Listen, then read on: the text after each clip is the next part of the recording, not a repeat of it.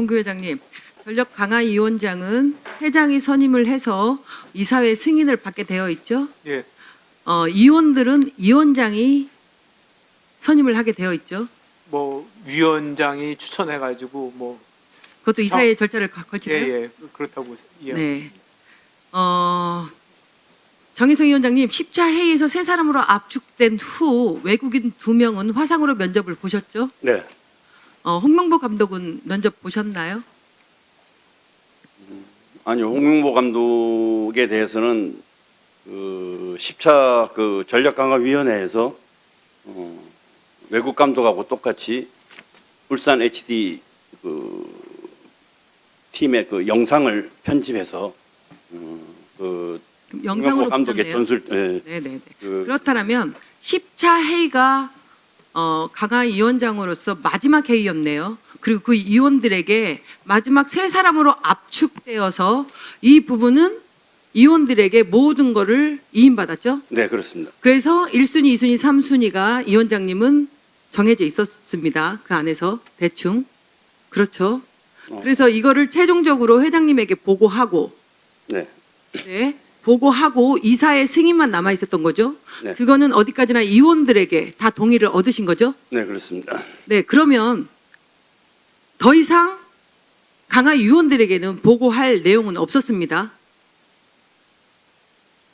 그러니까 제가 지금 말씀드린 것은 마지막에 3명으로 압축해서 그 전략 강화 위원회의 회의는 마무리가 되었고 위원들에게 모든 것을 그 세 사람 안에서 최종 결정한다라고 회의 내용은 끝난 거죠. 네, 그렇습니다.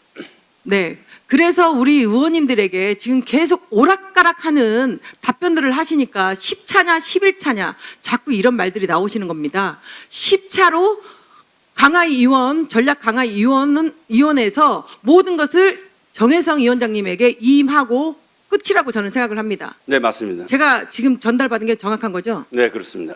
네. 그렇다면 저는 가장 이해를 못하는 게 가장 중요한 겁니다. 세 사람을 가지고 정몽규 회장님에게 설명을 하러 갔습니다. 네, 설명을 했습니다. 그런데 제가 전달받은 것은 회장님께서는 이렇게 중요한 지도자 선임에 있어서 화상으로 되겠냐. 직접 대면 면접을 해라 라고 말씀하셨어요. 네, 그렇습니다. 그 말이 기분 나쁘셨나요? 아닙니다. 기분이 나쁘다는 표현보다는 1순위, 2순위, 3순위를 정했던 거는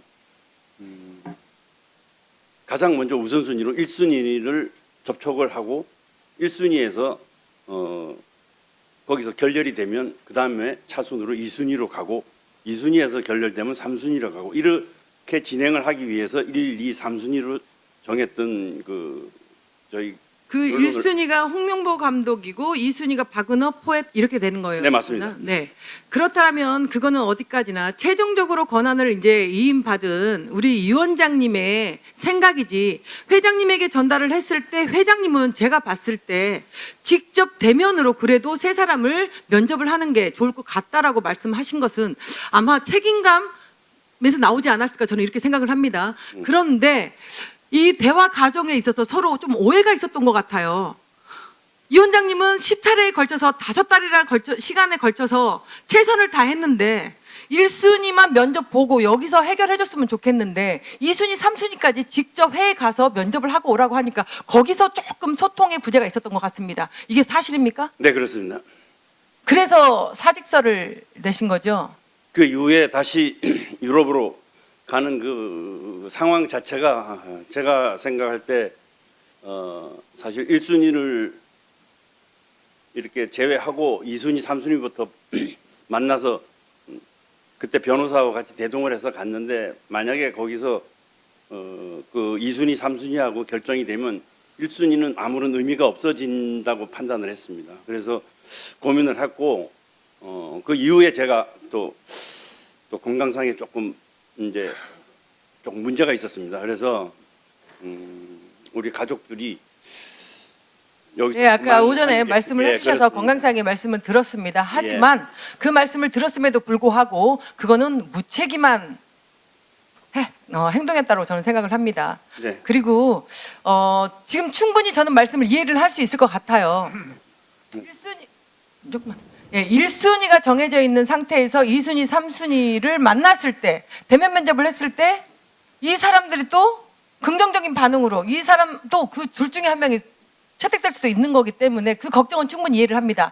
하지만 그래도 이 대표팀 감독 자리는 중요한 자리이기 때문에 저는 하셨어야 된다고 생각을 합니다. 이거는 소통의 부재라고 저는 생각하지 않아요. 감정적으로 받아들이는 대화 과정에서 감정적으로 좀 잘못 받아지면서 이 중요한 사안이 여기까지 온 것 같습니다. 오히려 그 자리에서 솔직하게 좀 회장님과 대화를 나누셨다면 오늘 이 자리는 마련되지 않았을 거라고 저는 생각을 합니다. 그런데 그 부분이 너무 아쉽다라는 생각을 하고요. 자리로 들어가셔도 됩니다. 회장님, 예. 정의성 위원장께서 갑작스럽게 사직서를 냈고 회장님도 멘붕이 왔을 거라고 생각을 합니다. 하지만 6월 28일 정의석 위원장이 사임하고 이임생 위원장이 전력 강화 위원회로부터 정권을 이임받게 되는데 이것은 어떠한 절차를 밟았다라고 생각하세요? 여기서 저는 회장님께서 정강이 그 긴급 이사회라도 열던가 아니면 서명 결의라도 거쳐서 저는 마지막 부분 저는 전력 강화 위원들을 설득하는 자리가 아니라 마지막 정혜성 위원장이 이 세 사람의 면접을 이 이임생 위원장에게 역할을 부임하고 싶었으면 저는 긴급 이사회라도 열었으면 간단했다라는 생각을 듭니다. 서명 결의라도 받았으면 아무 문제도 없었습니다. 뒤로 백할 이유가 없었어요. 그런데 지금 이임생 위원장은 회장님에게 권한을 전달받아서 자기 역할만 충실하면 되는데 다시 일일이 이원들에게 전화해서 그거를 설명하다 보니까 오해 소지가 더 커진 거라고 저는 생각을 해요. 그래서 여기서 가장 중요한 것은 긴급 이사회를 열든지 아니면 서명 결의라도 했으면 그 문제 없었습니다. 그런데 이렇게 의구심이 남는 이런 절차에 의해서 많은 사람이 지금 힘들어하고 있고 하물며 국민들까지 축구 팬들까지 지금 분노하고 있습니다. 절차를 5개월 동안 너무나 절차를 잘 밟아왔다는 정혜성 위원장님의 지금 말씀을 들었을 때 정혜성 위원장님도 화날만 합니다. 5개월 동안 시간 내어서 가족 버리고 건강 악화되면서까지도 축구 발전을 위해서 5개월 동안 헌신했습니다. 그런데 회장님의 그 말씀 한마디가 정혜성 위원장한테는 언짢았던 거죠. 하지만 저는 회장님의 그 말씀도 충분히 이해를 합니다. 두 분 다 너무나 잘하셨어요. 그런데 마지막 이임생 위원장에게 이 부분을 다 전가할 때는 이 절차는 더 이상의 문제가 없을 거라고 생각합니다. 그래서 회장님 이런 일들은 앞으로도 저는 일어나서도 안 된다라고 보고 이 자리를 비롯해서 이 축구 팬들에게도 회장님은 이 마지막 절차 부분에서 국민들과 축구 팬들에게 이 자리를 비롯해서 사과를 하셔야 된다고 저는 생각을 합니다. 그렇게 해주시겠습니까? 예, 제가 마지막 지금 5개월 동안 그 정혜성 위원장이 많은 노력을 하고 스트레스를 많이 받고 또 제가 그 정혜성 위원장님한테 그 유럽을 가서 저는 협회장으로서 절차적인 정가성이 중요하다고 이렇게 말씀드리면서 유럽 가는 게 굉장히 힘드시지만 꼭 이렇게 해가고서 그 다음에 마지막 결정을 했으면 좋겠습니다. 이렇게 말씀드려서 그 자리에서 아주 흔쾌히 그렇게 하겠다고 이렇게 말씀하셨습니다.